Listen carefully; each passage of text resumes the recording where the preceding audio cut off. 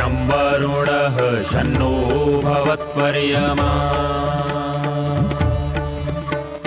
शन्न इन्द्रो बृहस्पतिः शन्नो विष्णुरुक्रमः ॐ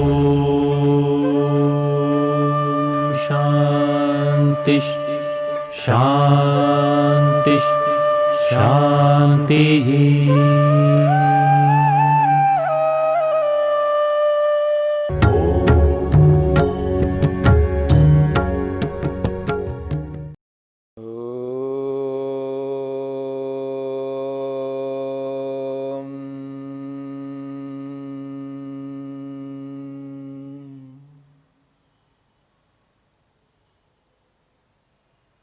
योग दर्शन के साधन पाद को लेकर के विचार चल रहा है। साधन पाद की भूमिका को लिखते हुए महर्षि वेदव्यास कहते हैं, उद्दिष्टः समाहित चित्तस्य योगः। समाहित चित्तस्य, जिनका मन एकाग्र नहीं है पर एकाग्र होने के लिए जिन्होंने लक्ष्य बनाया है। जिनका मन एकाग्र नहीं है पर उनका लक्ष्य एकाग्रता को प्राप्त करना है। एकाग्रता को प्राप्त करके समाधि लगानी है। समाधि लगा करके आत्मा परमात्मा का साक्षात्कार करके मुक्त होना है, मोक्ष को प्राप्त करना है, समस्त दुखों से छूट जाना है। ऐसे मनुष्यों को ध्यान में रखते हुए, ऐसे साधक योगाभ्यासियों को ध्यान में रखते हुए समाधि पाद का उपदेश महर्षि पतंजलि ने किया है। महर्षि वेदव्यास कहते हैं, कथम व्युत्थित चित्तोपि योग युक्तः स्यात् इत्येतद् आरभ्यते। जिन्होंने मन को एकाग्र करने का लक्ष्य नहीं बनाया है, जो लोग समाधि प्राप्त करने का स्वप्न नहीं देखते हैं, जिनका लक्ष्य आत्मा परमात्मा का साक्षात्कार करना नहीं है, जिनका लक्ष्य विषय भोग है, जिनका लक्ष्य संसार है, संसारस्थ पदार्थ हैं, जिनका आकर्षण संसार के प्रति लगातार बना रहता है, जिनका जीना संसार के पदार्थों के लिए है, ऐसे व्यक्तियों को व्युत्थित चित्त कहते हैं, यानी चंचल मन वाले। ये जो चंचलता है ये बहुत व्यापक अर्थ को देने वाली है, इस बात को समझना है। ये जो चंचलता है इसका एक सीमित अर्थ नहीं है।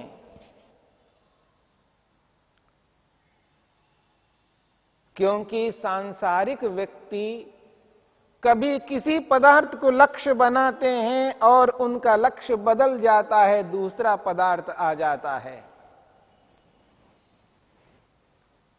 कभी पैसे को लक्ष्य बनाते हैं और कभी मकान को लक्ष्य बनाते हैं, कभी व्यापार को लक्ष्य बनाते हैं, कभी नौकरी का लक्ष्य बनाते हैं, कभी नेता का लक्ष्य बनाते हैं, कभी पद प्रतिष्ठा का लक्ष्य बनाते हैं, कभी कुछ लक्ष्य बनाते हैं, कभी कुछ लक्ष्य बनाते हैं।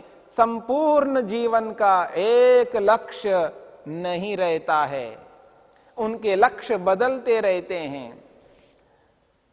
परिवेश के अनुसार, माहौल के अनुसार, ज्ञान के अनुसार, परिस्थिति के अनुसार, मुसीबत के अनुसार, समस्या के अनुसार, विपत्तियों के अनुसार उनके लक्ष्य बदलते रहते हैं। ऐसे बदलने वाले लोगों को व्युत्थित चित्त वाले कहते हैं, चंचल मन वाले हैं।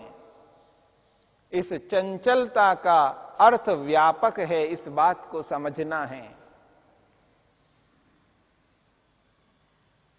ये जो बंदर की प्रवृत्ति है, बंदर जिस प्रकार की क्रियाएं करता है, उन क्रियाओं को देख करके कहा जाता है तो बड़ा चंचल है। बंदर की चंचलता अलग प्रकार की है, बच्चे की चंचलता अलग प्रकार की है, किशोर बच्चे की चंचलता और प्रकार की है।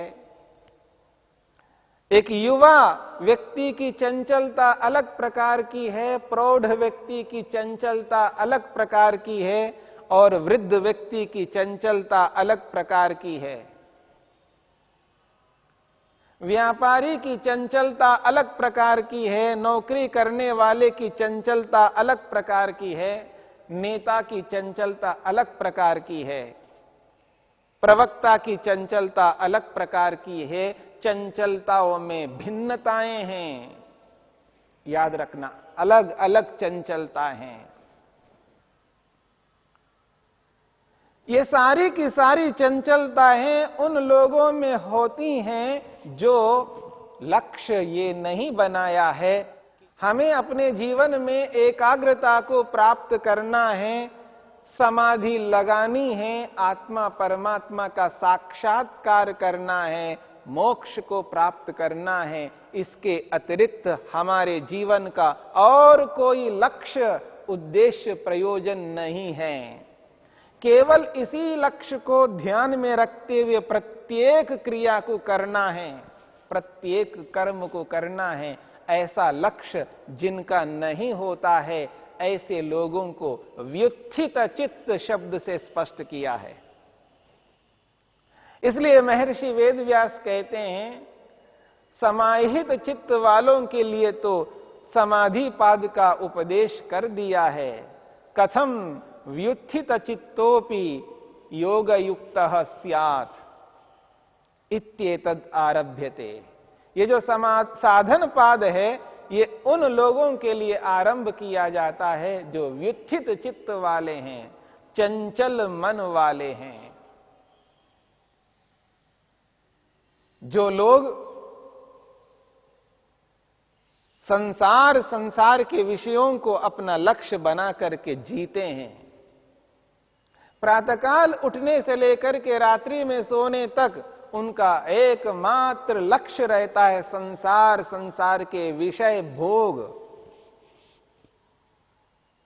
उनका आकर्षण, उनकी रुचि, उनकी श्रद्धा, उनका लगाव विषयों में है, संसार के प्रति है। राग, द्वेष, मोह आदि दोषों से युक्त होकर के जिन विषय भोगों को प्राप्त करने के लिए वो उद्यम, मेहनत, पुरुषार्थ करते हैं, ऐसे लोगों को व्युत्थित चित्त वाले कहते हैं। उनको चंचल मन वाले हैं ऐसा भी कह सकते हैं, क्योंकि चंचलता की व्यापकता बहुत विस्तृत है। महर्षि पतंजलि ये कहना चाहते हैं कि योग को तो सभी को करना है, भले ही वो व्युत्थित चित्त वाले हैं, चंचल मन वाले हैं, उनको भी योग करना है, योगाभ्यास करना है। प्रत्येक मनुष्य को योग करना है। बिना योग के कोई भी मनुष्य सुखी नहीं हो सकता। मेरी बात को ध्यान से समझने का प्रयत्न करना। कोई भी मनुष्य यदि सुखी होना चाहता है, दुख को दूर करना चाहता है, वह व्यक्ति योग को स्वीकार करे।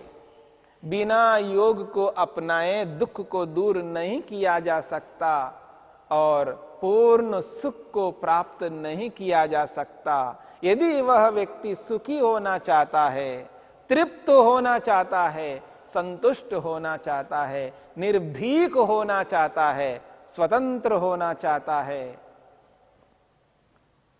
काम, क्रोध, लोभ, मोह, ईर्ष्या, अहंकार रूपी इन शत्रुओं को हटाना चाहता है। अपने मन में अविद्या, अस्मिता, राग, द्वेष, अभिनिवेश को स्थान नहीं देना चाहता है, मृत्यु से बचना चाहता है, उस व्यक्ति को योग को अपनाना होगा। देखिए, प्रत्येक मनुष्य सुखी तो होना चाहता है, पर प्रत्येक मनुष्य को यह बोध नहीं होता है कि वो सुख, जिस सुख को वो प्राप्त करना चाहता है, वह सुख किस माध्यम से, किस साधन से प्राप्त होता है। सुख तो प्राप्त करना चाहता है, सुखी रहना चाहता है, दुख को हटाना चाहता है, पर दुख को हटाने के साधन को पकड़ नहीं पाता है, जान नहीं पाता है। सुखी होना चाहता है, आनंदित रहना चाहता है, पर उस सुख आनंद के साधन को नहीं पकड़ पाता है। इसलिए महर्षि पतंजलि ने उन सर्वसाधारण मनुष्यों को ध्यान में रखते हुए साधन पाद का वर्णन करते हैं। महर्षि पतंजलि साधन पाद का वर्णन उन सर्वसाधारण लोगों को ध्यान में रख करके किया है। कोई भी व्यक्ति ऐसा न रहे जो योग न कर सकता हो। मेरी बात को ध्यान से समझने का प्रयत्न करना। संसार में कोई भी ऐसा व्यक्ति ना रहे जो ध्यान नहीं कर सकता हो, योग नहीं कर सकता हो। प्रत्येक मनुष्य योग करने में सक्षम होता है। उसके सामर्थ्य के अनुरूप ऐसे साधनों को उसके सामने रख दिया जाए जिन साधनों को वो अपना करके योग कर सके। इसलिए महर्षि पतंजलि ने सर्व कल्याण के लिए, सबका कल्याण करने के लिए, सबके हित के लिए, सबके सुखों को ध्यान में रखते हुए साधन पाद की चर्चा कर रहे हैं। यह साधन पाद जिसको अपना करके व्यक्ति सरलता से योग कर सकता है, योगी बन सकता है, अपने मन को अपने अधिकार में कर सकता है। जो समाधि पाद में जिन लोगों को ध्यान में रख कर के बातें कही गई हैं, उनके बराबर खड़े होने में सक्षम हो सकता है, जिसको हम सर्वसाधारण कहते हैं। वो आज साधारण है, कल वही विशेष बनेगा, क्योंकि परमपिता परमात्मा ने मनुष्य के जीवन में कुछ ऐसी विशेषताएं दी है।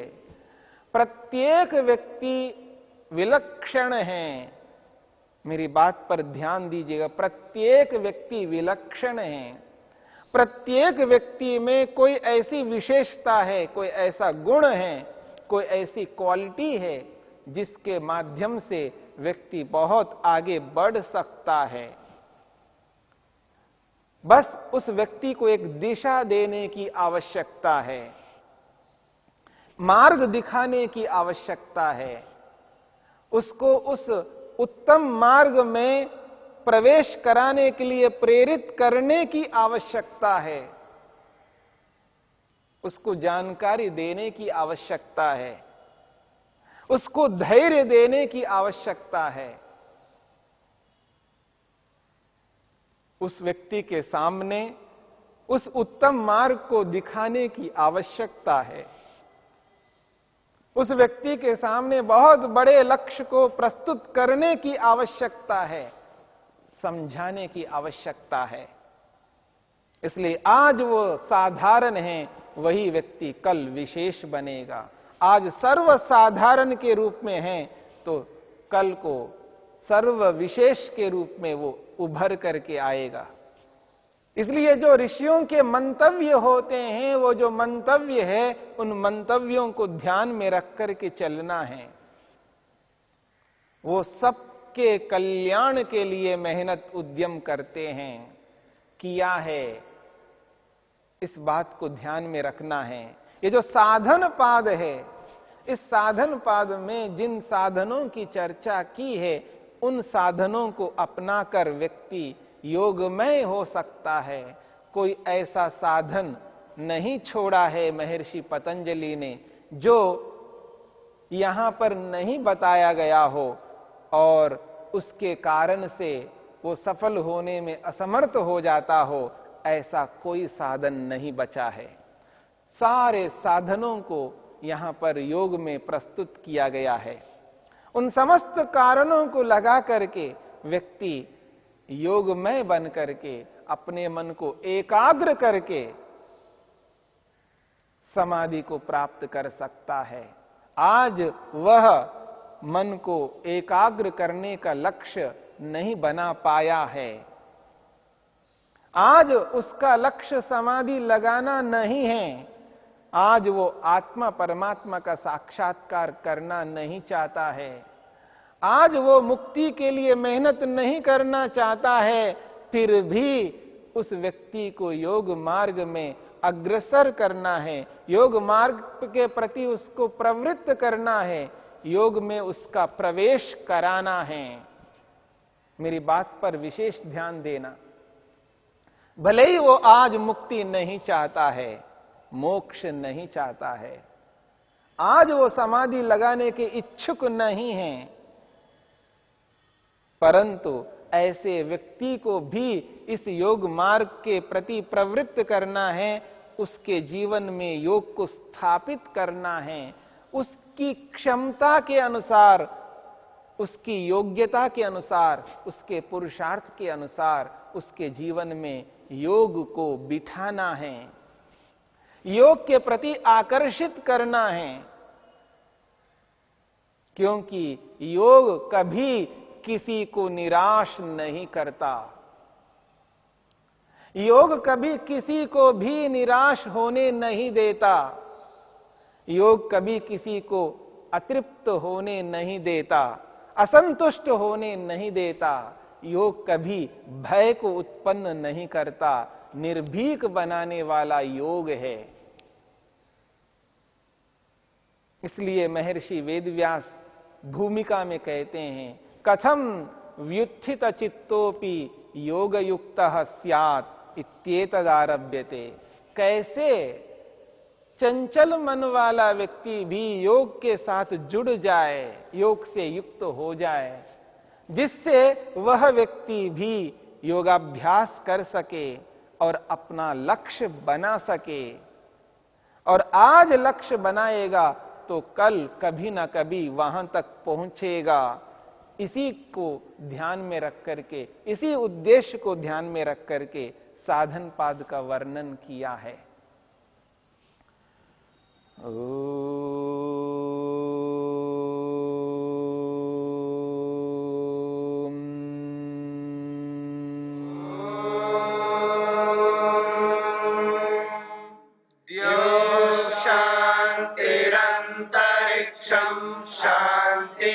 पृथिवी शान्तिरापः शान्तिरोषधयः